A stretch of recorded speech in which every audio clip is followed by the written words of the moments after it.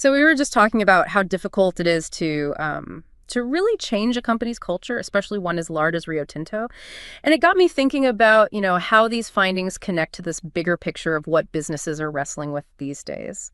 Yeah, I think Rio Tinto's experience, it really shows how hard cultural change can be, Mm. especially in these big global organizations. Mm. It's not as simple as just writing a new policy or, having people attend a few training sessions. It really requires a fundamental shift in how people think and behave. Mm.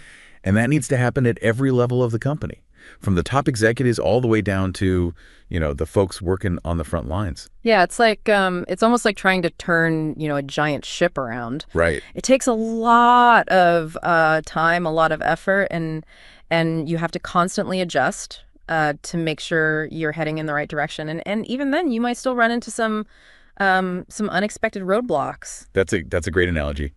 Yeah, I think the reports show how deeply ingrained these cultural norms are, and the power dynamics that exist, Right. and how those things can actually lead to, resistance to change. So even if the leadership, even if they're fully committed to this change, you can still get pushback from different parts of the organization. And sometimes, there's this disconnect between what's being said at the top and what's actually happening on the ground. Right. And it's not always about those really obvious acts of discrimination or harassment, is it? It's often the more subtle stuff. Mm-hmm.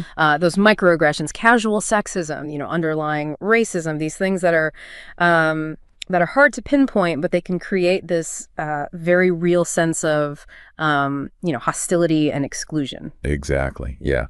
And those microaggressions can be even tougher to deal with because they're so ingrained in the workplace culture. Mm-hmm. To address them, people need to develop a certain level of awareness and sensitivity that, many people just haven't, especially those who have never experienced discrimination themselves. So how do you change that? How do you shift those deep-seated beliefs and behaviors, especially when you have some people who are actively resisting? What can a company actually do to make a real difference? Well, I think leadership has a really crucial role here. It's not enough for those senior leaders to just say they support diversity and inclusion.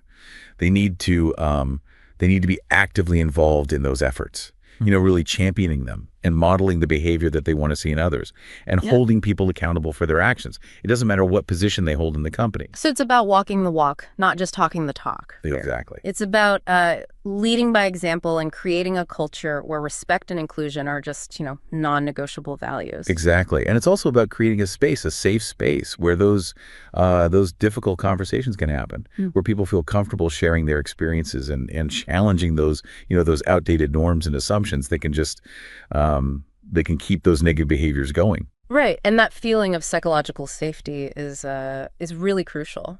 Mm-hmm. People need to feel like they can speak up without being punished or dismissed. Absolutely. And that can be a significant challenge for any organization, especially one that's, that has a very hierarchical structure like Rio Tinto. Right. It takes a conscious effort to dismantle those power dynamics and build a culture that really values transparency and accountability. But it's not just about leadership, is it? Everyone needs to take responsibility for their actions and step up when they see something that isn't right. So what can individuals, what can they do to push this cultural change forward? I think everyone has a role to play here, both as individuals and as bystanders. Right. It's about speaking up when you see something wrong, challenging those microaggressions you might see and supporting those who are being marginalized. Yeah. It's about being an ally, not just, a passive observer. And it's about being willing to have those tough conversations, right? Yeah. To educate yourself about these issues and to even challenge your own biases, which we all have to some degree. That's a really important point. We all have biases. Yeah. Whether we realize it or not, it's part of being human. But it's what we do with those biases that matters. Right. Do we let them control us? Or do we challenge them and try to be more inclusive and equitable in how we interact with others? It's not about being perfect. It's about being open to learning and growing and becoming, better versions of ourselves. Exactly. It's a journey, not a destination. Right. And it's a journey we need to take together, to Excellent. create a more just and equitable world that requires all of us working together. One thing that that stood out to me in the Rio Tinto reports was the attention they gave to the experiences of indigenous employees Right. and the specific challenges they face. And that seemed especially especially important given the company's history. Absolutely, yeah. And that's a really important point to consider. The report shows how those historical injustices and systemic racism, they still affect indigenous people today, Hmm. both within Rio Tinto and in society as a whole. And it highlights how much we need, culturally sensitive approaches that recognize and address those unique experiences. It reinforces the idea that that diversity and inclusion aren't just about gender or race. Hmm. It's about building a workplace where every single person feels valued and respected and safe, no matter what their background is or their identity. Exactly, yeah. And for Indigenous employees, that means creating a workplace where their cultures and traditions are honored, where their voices are heard and respected, and where they have real opportunities to succeed and to thrive. This all brings up a pretty profound question, I think, specifically about Rio Tinto. Hmm. Can a company that's been responsible for causing significant harm, like, the destruction of the Jukin Gorge, can a company like that ever truly create a culture of, everyday respect? That's a question that's caused a lot of debate. Some people argue that to have real cultural change, you need to fully acknowledge those past wrongs. Hmm. You need a sincere apology and a commitment to making things right. Right. It's about actions speaking louder than words. You can't just, put a sticker on a bulldozer that says respect and expect everything to be fine. Exactly. Yeah. It takes a deep and sustained effort to really address, the root causes of the harm that's been done Hmm. and to make sure it doesn't happen again. It also requires a commitment to rebuilding trust and repairing those relationships with the people who have been hurt. It's about acknowledging the past, learning from those mistakes, and taking concrete steps to make things better. Hmm. And if that doesn't happen, then, all the talk about cultural change can just sound hollow and insincere. Yeah, I completely agree. It's a long and challenging process for sure, but it's absolutely essential for any organization that truly wants to live up to those values of respect and responsibility. So if we kind of zoom out from Rio Tinto's specific situation, Yeah. what does all of this tell us about um, the broader challenges that businesses are facing these days? I mean, these issues of diversity, inclusion, respect, they're not just limited to the mining industry, are they? Not at all. No, No, not. these are systemic issues that we see throughout our society, and the workplace is often a reflection of those larger dynamics. Right. I think every organization, no matter how big or small, no matter what industry they're in, they need to be addressing these issues. We're living in a world where awareness of social justice is growing, Right. and businesses need to adapt and change if they want to attract and keep talented people, if they want to have a good reputation, and if they want to contribute to a more just society.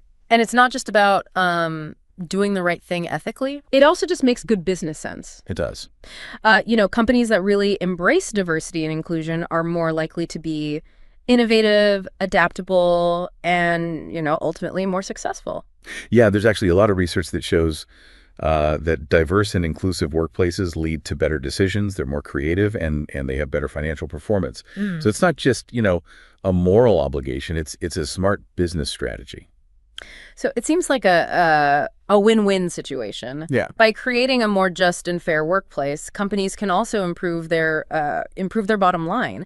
But it's not just about, ticking boxes or meeting quotas, is it? Yeah. It's about creating a culture where everyone truly feels like they belong and can do their best work. Yeah, that's really the key. It's about fostering that sense of belonging where everyone feels valued and respected for, who they are, what they bring to the table. It's about creating an environment where people can truly thrive, not just survive. That's a great way to put it. Yeah. Yeah, and that's what we should all be striving for, both in our workplaces and in our communities. As we wrap up this part of our deep dive into Rio Tinto's attempts to really transform its culture, what stands out to you as the most important takeaway? What's really resonating with you? I think for me, it's that reminder that real cultural change is a journey, not a destination. It's an ongoing process that requires constant effort, constant vigilance, and a willingness to learn and adapt as you go. And it requires looking deeper than just the surface, deeper than just the policies and procedures, to really look at those ingrained beliefs and behaviors that can lead to inequality and harm. Absolutely. It's about being honest with ourselves about our own biases and being willing to challenge the way things are. It's about being willing to get a little uncomfortable sometimes, having those difficult conversations and using our voices to advocate for a more just and equitable world.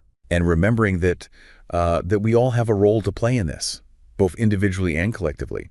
It's not just about Rio Tinto. It's about all of us committing to a better future for everyone. It's been a pretty thought-provoking deep dive, into how Rio Tinto is trying to deal with those workplace culture problems. We've seen the progress they've made, the setbacks, and I think it really highlights just how complex and nuanced this whole process of transformation can be for any company. Yeah, it definitely does. I think it's clear that there's no quick fix or, any easy answer when you're trying to change a company's culture.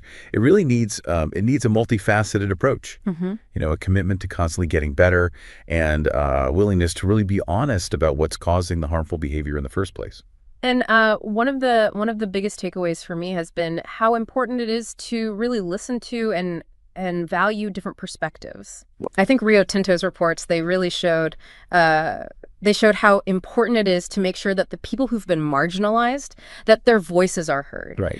To really understand what they've gone through and to create systems that support their safety and well-being. Absolutely. You're spot on. It's not just about listening passively, though, is it? Right. It's about taking action based on what you hear. It's about making real changes that show you're serious about building a workplace that's more inclusive and equitable. And that includes, holding people accountable for their actions, no matter, what position they hold or what their status is within the company. If you want real cultural change, it means shifting those power dynamics so that everyone is held to the same standards, same standards of respect and accountability. I couldn't agree more. It also takes a willingness to really challenge those deeply rooted cultural norms and assumptions, Right. the ones that can contribute to inequality and harm.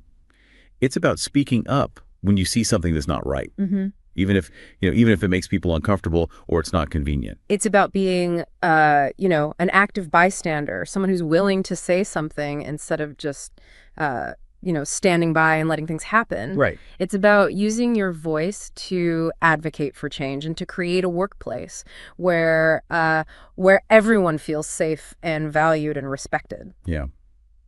As we've been talking about Rio Tinto's experience, I've been thinking about our own workplaces and industries. These issues, these are everywhere, aren't they? They are. It's not just one company or one sector. No, not at all. So the question for all of us is, what are we doing to create positive change, in our own area? Are we just talking about diversity and inclusion, or are we really rolling up our sleeves and working to make our workplaces more equitable and just? That's a really important question for everyone to consider. It's easy to get caught up in all the talk. Right. But if you want to see real change, you have to take action. It means looking at our own biases, challenging those old-fashioned ways of thinking, and creating spaces where everyone can thrive. We need to move beyond those nice-sounding statements and actually put in the work, creating a culture of respect and inclusion. Right. It's a constant process. It's not like you reach a finish line and you're done. Right, exactly. Well, as we wrap up this deep dive, I want to leave our listeners with one final thought. The issues we've been talking about, the challenges that Rio Tinto is trying to work through, they're really a reflection of these bigger issues that we're all facing as a society.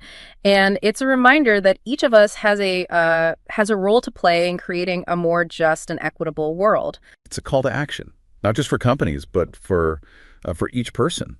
What are we doing to challenge the systems that create oppression? And how are we helping to build a world where everyone has the opportunity to really thrive? It's a question we should all be asking ourselves, on a regular basis. The change that we want to see in the world, well, it starts with each of us taking responsibility and taking action. Well, thank you for joining us on this deep dive. We hope this has given you something to think about, and maybe even inspired you to make some positive changes in your own life and work. And until next time, keep learning, keep asking questions, and and keep pushing for a better future for everyone.